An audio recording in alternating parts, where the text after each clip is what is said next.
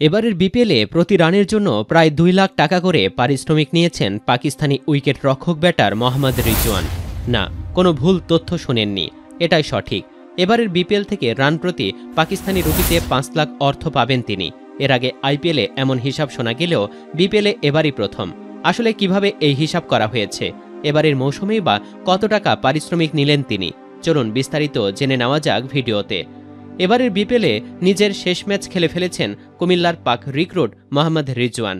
বুধবার মিরপুরে খুলনার বিপক্ষে ম্যাচ দিয়ে এবারের বিপিএল জার্নির ইতি টানলেন তিনি। শেষ ইনিংসে ২৮ বলে ২-৪-এ ২১ রান করেছেন রিজওয়ান।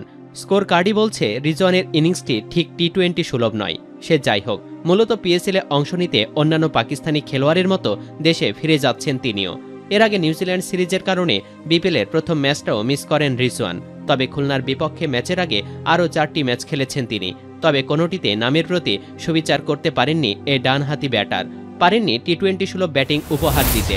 সব মিলে মাত্র ৮৫ রান করেছেন রিজওয়ান। তার চেয়েও অবাক করা বিষয় হলো এই রান তুলতে খেয়েছেন ১০৩ বল। মাত্র ১৭ গড়ে এই রান করেছেন তিনি। স্ট্রাইক রেটটা আর নাই বা বলি। পারফরমেন্স যেমন তেমন, পারিশ্রমিকের বেলায় রিজওয়ান ঠিকই ভিআইপি। চলতি মৌসুমে কুমিল্লার হয়ে খেলার জন্য ম্যাচ প্রতি $৩০,০০০ করে নিয়েছেন তিনি। সে হিসেবে ৫ ম্যাচ খেলে $১,৫০,০০০ পারিশ্রমিক পাচ্ছেন রিজওয়ান। অর্থাৎ এই ৫ ম্যাচে প্রতি রানের পেছনে তাকে দেওয়া হয়েছে প্রায় $১,৮০০।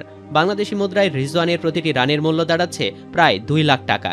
পাকিস্তানি রুপিতে রূপান্তর করলে যেটা দাঁড়ায় ৫ লাখেরও বেশি। নিজের বাজে পারফরমেন্স নিয়ে প্রশ্নের মুখেও পড়তে হয়েছে এই পাকিস্তানিকে। তবে অফ ফর্মকে স্বাভাবিকভাবে নিচ্ছেন তিনি। বিষয়টি মঙ্গলবার প্রশ্ন করলে তিনি বলেন, আমি মানুষ, মেশিন নই। দলের জন্য নিজের সেরাটা দিয়ে চেষ্টা করছি। যাই হোক, আমি দলের ফলাফলে খুশি। আমিও দলের সবাই চাই দল এগিয়ে যাক। আর আমার পারফরমেন্স আমি যেভাবে চাচ্ছি সেভাবে হয়নি। আমার কাছে মানুষের প্রত্যাশাও আরও অনেক বেশি। তবে আমি মেশিন নই, কঠোর পরিশ্রম করছি, নিজের সর্বোচ্চটা দিয়ে চেষ্টা করছি। তবে চেষ্টার কথা বলেও কাজ করতে পারেননি। এই সাক্ষাৎকারের পরের ম্যাচেই খুলনার বিপক্ষে ২৮ বলে করলেন মাত্র ২১ রান, যা নিয়ে চারিদিকে প্রচুর সমালোচনা হচ্ছে। এই পারফরমেন্সের পরও রিজওয়ান খেলে গেছেন অটো চয়েস হিসেবে। বিপরীতে দলকে ৩ বার শিরোপা জিতেও একাদশে জায়গা হচ্ছে না ইমরুল কায়েসের। সুপ্রিয় দর্শক, টি-20 ব্যাটসম্যান হিসেবে রিজওয়ান কখনোই আহামরি কেউ নন। সেই হিসেবে তার দামটা কি একটু বেশি হয়ে গেল না? হ্যাঁ বা না লিখে কমেন্টে জানিয়ে দিন আপনার ভাবনা। জানাতে ভুলবেন না কেমন লাগলো এই ভিডিওটি।